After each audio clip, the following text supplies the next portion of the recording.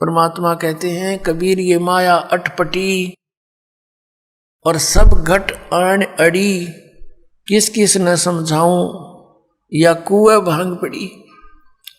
आप इस सत्संग को छोड़कर अन्य सत्संग भी सुनते हो, उन सत्संगियों के व्यवहार भी देखते हो। नाम सत्संग का, कर्म सारे वही जो आम जन साधारण किया करता है।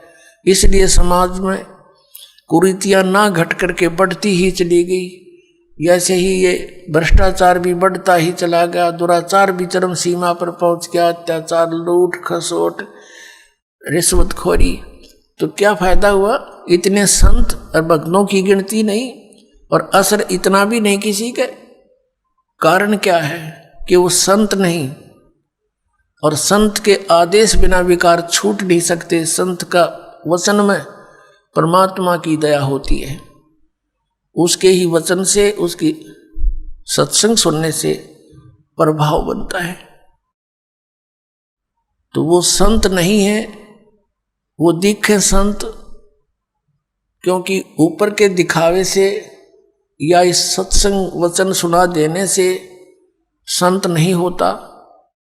संत के बहुत ही ज्यादा गहरे जो लक्षण होते हैं वो जन साधारण की पहुंच से दूर होते हैं। एक तो संत का ज्ञान से पहचान होता है, संत की और असंत की उसके वचनों से, उसके सत्संगों से पहचान होती है।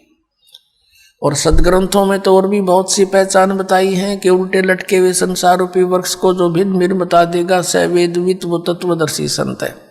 गीता जी अध्याय नंबर 15 के श्लोक नंबर 1 में यही ज्ञान दिया है। और संत की और असंत की पहचान उसके ऊपर के दिखावे से नहीं होती, ऊपर के आडंबर से नहीं होती, उसके ज्ञान से होती है। और फिर समाधान के मंत्र से होती है।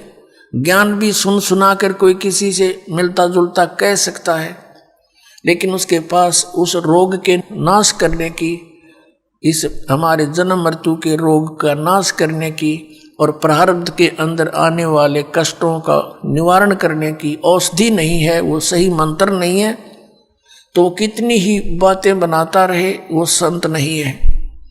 और किसी व्यक्ति ने इस दास से सुनकर और ये मंत्र लेकर तीनों और स्वयंभू संत बनकर इनको दान करने लग जाता है, देता है, तो वो डुप्लीकेट लाइसेंस बना रहा है, क्यों? वो अधिकारी नहीं है। वो गुरु की आज्ञा के बिना स्वयं ही नाम देता है तो वो निगुरा है और वो अधिकारी नहीं है, उससे उपदेश लिया हुआ भी व्यर्थ ही है।